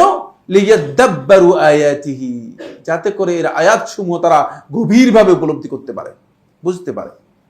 বুঝার জন্য অবতীর্ণ করা হয়েছে। কোরআনের অন্যতম নাজিলের অবজেক্ট হচ্ছে কোরআন কি করতে হবে, বুঝতে হবে। কোরআন বুঝার জন্য অবতীর্ণ হয়েছে। এখন আপনি বলছেন না, এটা কেবল আল্লাহই বুঝেন, আমরা এগুলো বুঝার দরকার নেই, এগুলো আপনি নাজিল করেছেন। এগুলো, এই সমস্ত বক্তব্য মূলত কোরআনের মূল যেই বক্তব্য রয়েছে, কোরআনের মূল যে চিন্তাধারা রয়েছে এর পরিপন্থী। ফলে মুতাকাল্লিমিনদের এই মানহাজ আল্লাহ রাব্বুল আলামিনের সিফাতের ক্ষেত্রে এগুলো অত্যন্ত ভয়ঙ্কর এবং বড় ধরনের বিচ্যুতি। যদি কেউ, খুব ভালো করে খেয়াল করে, যদি কেউ জেনে বুঝে এই আকীদা পোষণ করে এবং আল্লাহ তাআলার এই সিফাতগুলোকে অস্বীকার করে, তাহলে সে ব্যক্তি কাফের হয়ে যাবে।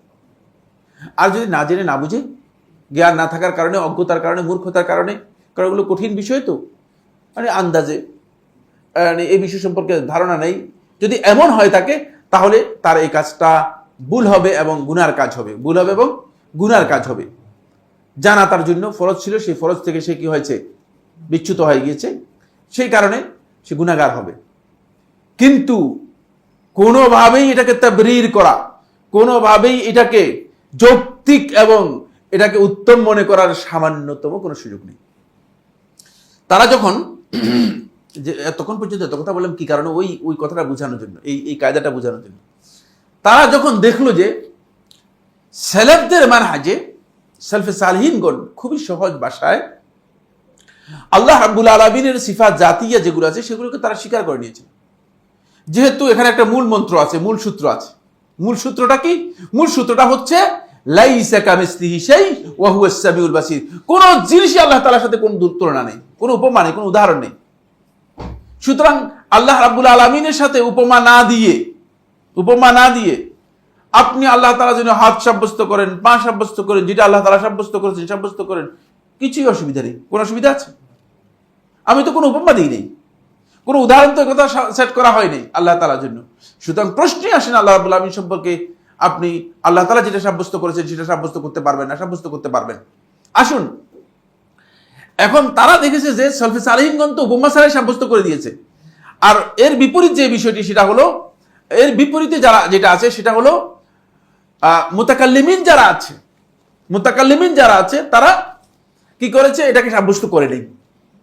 এটাকে বিভিন্ন ধরনের ব্যাখ্যা, এটাকে বিভিন্ন ধরনের তাউইল, অপব্যাখ্যা করেছে।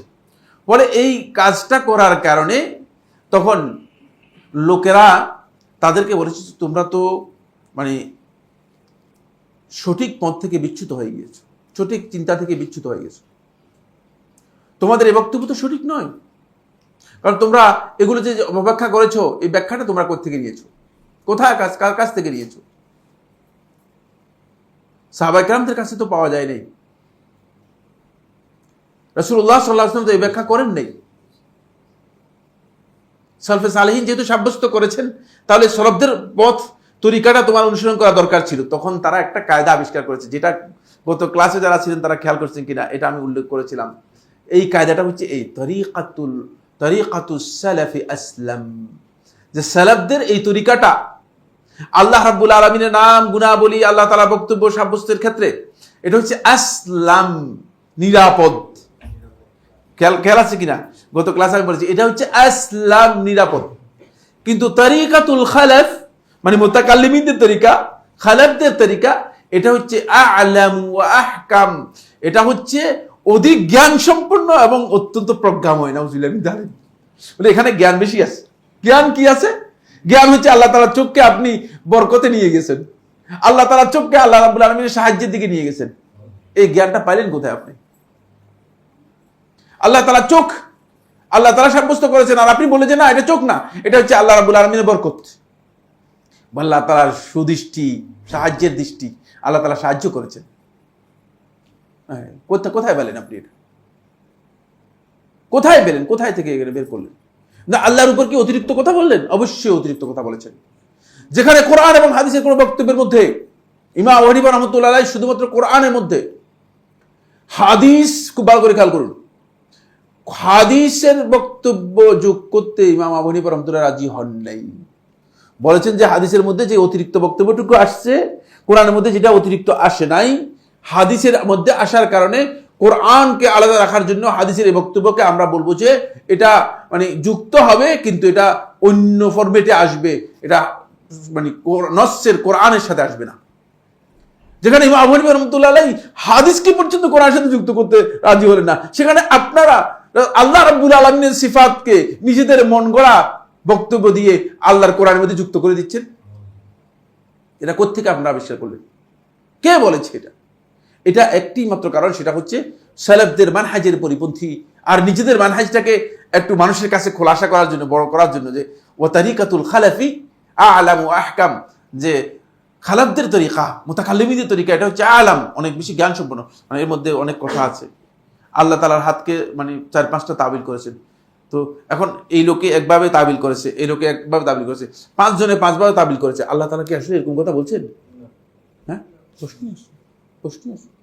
এটাই তো বুঝে যাচ্ছে যে আল্লাহর কালামকে আপনি আপনার মন গড়া ব্যাখ্যা করে দিচ্ছেন।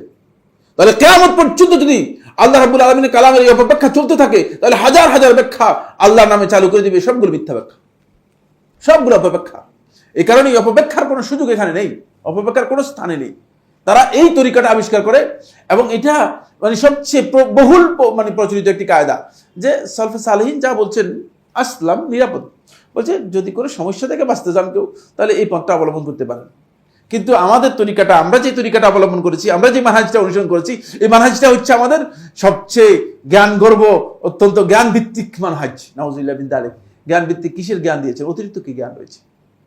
আল্লাহ রাব্বুল আলামিন সম্পর্কে কোনো অতিরিক্ত জ্ঞান দেওয়ার সুযোগ নেই। একটি কথা বলবো, 1 নম্বর পয়েন্ট হচ্ছে আল্লাহ রাব্বুল আলামিন সম্পর্কে শেখুল ইসলাম ইবনে তাইমিয়া রাহমাতুল্লাহ আলাইহি বলেন যে আল কাউলু ফি সিফাতি কাল কাউলি ফি যাত। যদি কোনো ব্যক্তি আল্লাহ রাব্বুল আলামিনের সিফাত সম্পর্কে কোনো বক্তব্য দিতে চায়, তাহলে আল্লাহ রাব্বুল আলামিনের সিফাত সম্পর্কে তাকে বক্তব্য দিতে হলে আল্লাহ তাআলা জাত সম্পর্কে সে কথা বলল আন্দাজের উপর। কারণ সিফাত এবং জাত, আল্লাহ রাব্বুল আলামিনের গুণাবলী এবং সত্তা একটা আরেকটা থেকে বিচ্ছিন্ন না, একাত্রে একই জাত। এই জাতের সিফাতগুলো আলোচনা করা হচ্ছে। সুতরাং আপনি যদি আল্লাহ রাব্বুল আলামিনের সিফাত সম্পর্কে বলেন যে সিফাতের ধরন হচ্ছে এই, আন্দাজের উপর যদি এটার উদাহরণ দেন, তাহলে বলতে হবে যে আল্লাহ তাআলার ধরনটা ওই। খুব ভালো করে খেয়াল করুন। আর যদি আল্লাহ রাব্বুল আলামিনের সিফাত সম্পর্কে আপনি কোনো তাওয়িল করেন, কোনো ব্যাখ্যা করেন, তারপরে আপনি বলতে হবে যে আল্লাহ তাআলার জাত সম্পর্কে আপনাকে কি দিতে হবে? ব্যাখ্যা দিতে হবে। কোনোটাই প্রযোজ্য নয়। আন্দাজের উপরে কোনোটাই আপনি বলতে পারেন না। আল্লাহ রাব্বুল আলামিন জাত সম্পর্কে আন্দাজে বলতে পারেন না, আল্লাহ রাব্বুল আলামিন সিফাত সম্পর্কে আন্দাজে বলতে পারেন না। সুতরাং কোনো ব্যক্তি যদি আল্লাহ রাব্বুল আলামিন সিফাত সম্পর্কে আন্দাজের উপর বক্তব্য দেয়, সে আল্লাহ তাআলা জাত সম্পর্কে আন্দাজের উপর বক্তব্য দিল। কথাটা বুঝতে পারলাম? আল্লাহ তাআলা জাতের উপর সে আন্দাজে বক্তব্য দিল। আল্লাহ রাব্বুল আলামিন জাতের ব্যাপারে আন্দাজে বক্তব্য দিতে পারবেন কিনা? আল্লাহর জাত তো দূরের কথা, আমার ব্যাপারে তো যদি আন্দাজে বক্তব্য দেন, আমি বুঝতে যদিও আমি মারবো না, কিন্তু অন্ততপক্ষে থাপ্পড় দুই একটা যদি দেওয়ার ক্ষমতা তাকে না দিয়ে ছাড়বো না, ঠিক না? কারণ আমার সম্পর্কে আন্দাজে বক্তব্য দিবেন কি কিসের ভিত্তিতে? আর যদি আমার সম্পর্কে আপনি আন্দাজে বক্তব্য দেওয়ার মতো ক্ষমতা না রাখেন, আপনি আল্লাহ সম্পর্কে আন্দাজের উপর, নিজের ধারণার উপর বক্তব্য দিবেন, নাউজুবিল্লাহ মিন যালিক। এটা কত বড় জঘন্য অপরাধ। তারপরে দ্বিতীয় আরেকটি কায়দা শেখুল ইসলাম আত-তাদমুরিয়াতে উল্লেখ করেছেন। তিনি বলেছেন সেটা হলো এই যে আল কাউলু ফি বা'দি সিফাতি কাল কাউলি ফি বা'দিহা। কিছু সিফাত সাব্যস্ত করলেন, বললেন যে আল্লাহ তাআলার ইলম সাব্যস্ত করছি, আল্লাহ তাআলার হায়াত সাব্যস্ত করেছি, আল্লাহ রাব্বুল আলামিন জীবিত আছেন, এটা ঠিক আছে। আল্লাহ রাব্বুল আলামিন ইলম আছে, এটা ঠিক আছে। আল্লাহ রাব্বুল আলামিন মানে তার সত্তা আছে, এটা ঠিক আছে। আল্লাহ রাব্বুল আলামিনের কুদরত আছে, এটা ঠিক আছে। আল্লাহ তাআলার রহমত আছে, এটা ঠিক আছে। তো এগুলো সাব্যস্ত করলেন, আর বাকিগুলো সাব্যস্ত করলেন না কিসের ভিত্তিতে? কিছু সাব্যস্ত করতে পারলে বাকিগুলো সাব্যস্ত করতে পারবেন না, কি কারণে? কোন সমস্যার কারণে? এগুলো যেভাবে সাব্যস্ত করেছেন সেগুলোও সেভাবে সাব্যস্ত করতে পারবেন। কথাটা বুঝতে পেরেছেন? কিছু যদি আল্লাহ তাআলার জন্য সিফাত সাব্যস্ত করা যায়, তাহলে বাকিগুলো সম্পর্কে, আল্লাহ রাব্বুল আলামিন সম্পর্কে সাব্যস্ত না করা আল্লাহ রাব্বুল আলামিনের সিফাতের ব্যাপারে মূলত বড় ধরনের বিভ্রান্তি। যেহেতু আপনি আল্লাহ তাআলার জন্য কিছু সিফাত সাব্যস্ত করেছেন, আপনি বলছেন যে আল্লাহ তাআলার জন্য আমরা 7টা সিফাত সাব্যস্ত করেছি, কেউ কেউ 7টা সাব্যস্ত করে, কেউ কেউ 9টা সাব্যস্ত করে, কেউ কেউ মানে আরো কিছু কম বেশি সাব্যস্ত করে। তো যদি আপনি আল্লাহ রাব্বুল আলামিনের জন্য, যদি আল্লাহ রাব্বুল আলামিনের জন্য কিছু সিফাত আল্লাহ তাআলার জন্য সাব্যস্ত করা যায়, কিছু সিফাত আল্লাহর জন্য সাব্যস্ত করা যায়, তাহলে বাকি সিফাতগুলো সাব্যস্ত করতে বাধা কোথায়? প্রশ্ন করবো যে ওগুলো যে কারণে সাব্যস্ত করতে পেরেছেন, ওগুলো যেই বৈশিষ্ট্যের মাধ্যমে সাব্যস্ত করতে পেরেছেন, ওগুলো যেই দলিল ভিত্তিতে সাব্যস্ত করতে পেরেছেন, সেই দলিল ভিত্তিতে এগুলো সাব্যস্ত করতে হবে। এই জন্য শেখুল ইসলাম ইবনে তাইমিয়া রাহমাতুল্লাহ আলাইহি তাদের সমস্ত যুক্তিকে, তাদের সমস্ত বিবেক থেকে বিবেক প্রসূত যত আকলি যুক্তি আছে, যত বিবেক প্রসূত আকলি জ্ঞান ভিত্তিক যুক্তি আছে, ধারণা ভিত্তিক যুক্তি আছে, সবটাকে শেখুল ইসলাম ইবনে তাইমিয়া রাহমাতুল্লাহ এখানে কি করেছেন? নাকচ করে দিয়েছেন। বলেছেন যে তুমি আকল দিয়ে যদি আল্লাহ রাব্বুল আলামিনের হায়াত সাব্যস্ত করতে পারো, তিনি জীবিত। আল্লাহ তারা কি মৃত বলতে পারবেন? তারা কি মৃত বলেছে? না, তারাও জীবিত বলেছে। যদি আকল দিয়ে আল্লাহ তাআলার হায়াত সাব্যস্ত করতে পারো, তো আকল দিয়ে আল্লাহ রাব্বুল আলামিন ওয়াজিব সাব্যস্ত করতে পারবে না কেন? তার যার হায়াত আছে তার ওয়াজিব সাব্যস্ত করতে অসুবিধা কোথায়? কোথায় বাধা আছে? আদৌ কোনো বাধা নেই। কথা বুঝতে পেরেছেন?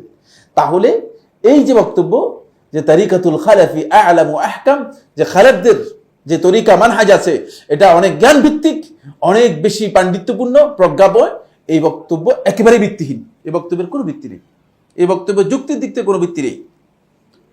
আর সালাফদের এই বক্তব্য কেন আসলাম বলেছে? তারা আসলাম বলেছে এই জন্য যে সালাফরা এখানে আর অতিরিক্ত কথা বাড়ায় নেই। এটাই অবশ্যই নিরাপদ আল্লাহ তাআলার শানে, এটাই। কারণ আল্লাহ রাব্বুল আলামিনের জাত অথবা সিফাতের কোনো অংশকে আমরা আদৌ কোনো গবেষণার মাধ্যমে আবিষ্কার করার ক্ষমতা রাখি কিনা? আপনারা কি মনে করেন? আল্লাহ রাব্বুল আলামিন তো দূরের কথা, আল্লাহ সুবহানাহু ওয়া তাআলা তো দূরের কথা, সালাতের মতো একটি ইবাদতের একটি রকমকেও আপনি কি গবেষণা করে আবিষ্কার করতে পারবেন কিনা? হ্যাঁ, সম্ভব কিনা? আপনারা যদি আমরা জিজ্ঞেস করি যে রুকু এমনি করে রুকু করেন কেন, কোনো উত্তর দিতে পারবেন কিনা? আমরা দিতে পারবো না, পৃথিবীর কোনো আলেম দিতে পারবে না। এটাই হচ্ছে আল্লাহর হুকুম, এটাই আমরা আনুগত্য করছি। সুতরাং যেখানে একটা ইবাদতকে নিজেদের আকল দিয়ে, বিবেক দিয়ে, বিবেচনা দিয়ে আমরা কি করতে পারি না, সাব্যস্ত করতে পারি না, সেখানে প্রশ্নই আসে না যে আল্লাহ রাব্বুল আলামিনের জাত অথবা সিফাত সম্পর্কে নিজেদের আকল ব্যবহার করতে পারি। এটা হচ্ছে মূলত এই মানহাজুল মুতাকাল্লিমিন। মানহাজুল মুতাকাল্লিমিন এই দিক থেকে আল্লাহ তাআলার আসমা এবং সিফাতের দিক থেকে সবচেয়ে বেশি পথভ্রষ্ট এবং বিভ্রান্ত, এবং সালাফদের সাথে তাদের বক্তব্য কন্ট্রাডিক্ট করে। আর সালাফদের মানহাজ হচ্ছে কি? সালাফদের মানহাজ হচ্ছে সালফে সালেহিনগণ তারা কোরআন এবং সুন্নাহকেই একমাত্র জ্ঞানের উৎস হিসেবে গ্রহণ করেন। আর কোরআন এবং সুন্নাহকে একমাত্র জ্ঞানের উৎস গ্রহণ করার পর কোরআন এবং সুন্নাহ এর বুঝ কিন্তু আপনার বুঝ হলে চলবে না, আমার বুঝ হলে চলবে না, কোনো বুজুর্গের বুঝ হলে চলবে না, কোনো পীর সাহেবের বুঝ হলে চলবে না, কোনো দরবারি আলেমের বুঝ হলে চলবে না, কোনো প্রকারের বুজুর্গ অথবা অনেক বড় ওলির বুঝ হলে চলবে না। অবশ্যই কোরআন এবং সুন্নাহ একমাত্র উৎস, জ্ঞানের ইলমের একমাত্র উৎস, কিন্তু এর বুঝটা হতে হবে সাহাবায়ে কেরাম যেভাবে বুঝেছেন সেভাবে হতে হবে। সাহাবায়ে কেরাম এখানে কি বুঝেছেন? সাহাবায়ে কেরামদের কাছ থেকে যে বুঝটা পাওয়া গিয়েছে, যে বক্তব্য পাওয়া গিয়েছে, সে বক্তব্যের আলোকে মূলত কোরআন এবং সুন্নাহকে বুঝতে হবে। আপনি যদি কোরআন এবং সুন্নাহ থেকে একটা জ্ঞান নেন আর আপনার মন গড়া যদি ব্যাখ্যা করে থাকেন, তাহলে আপনি কি কোরআনের অনুসরণ করলেন কিনা? বিশুদ্ধ বক্তব্য অনুসরণ করেননি। কারণ হচ্ছে কোরআন এবং সুন্নাহর অনুসরণটা নির্ভর করে আছে সালফে সালেহিন কোরআন এবং সুন্নাহকে যেভাবে বুঝেছেন তার উপর। এটা আমাদেরকে রাখতে হবে। এটাই হচ্ছে সালফে সালেহিনের মানহাজের প্রথম বৈশিষ্ট্য। এবং এই যে তিনটি মানহাজ বললাম, যেগুলো সালাফদের মানহাজের সাথে বিভিন্ন জায়গায় কন্ট্রাডিক্ট করে, তাদের মানহাজের বৈশিষ্ট্য। আল্লাহ সুবহানাহু ওয়া তাআলা আমাদের সবাইকে যা আমরা আলোচনা করেছি বিষয়গুলো বোঝার তৌফিক দান করুন। আপনাদের কি কঠিন হয়ে গেছে কিনা বিষয়টি? কারো বুঝতে অসুবিধা হয়ে গেছে কিনা? হ্যাঁ, আমরা চেষ্টা করছি সহজভাবে বলার জন্য। আকীদার বিষয়গুলো একটু বুঝার বিষয় আছে, বুঝতে পেরেছেন? এজন্য একটু ভালো করে বুঝতে হবে। এবং সময় যদিও বিষয়গুলো খুবই গুরুত্বপূর্ণ, ডিপ বিষয়, কিন্তু আমাদের এই জ্ঞানগুলো জানা দরকার। অন্যথায় আজকে আমাদের সমাজের মধ্যে ব্যাপক যে বিভ্রান্তি আকীদাগত রয়েছে, এই বিভ্রান্তি থেকে আমরা কি করতে পারবো না? উত্তরণের পথ পাবো না, বিভ্রান্তি থেকে আমরা বের হওয়ার সুযোগ পাবো না। হাজা সুবহানাকাল্লাহুম্মা ওয়া বিহামদিকা আশহাদু আল্লা ইলাহা ইল্লা আনতা আস্তাগফিরুকা ওয়া আতুবু ইলাইক।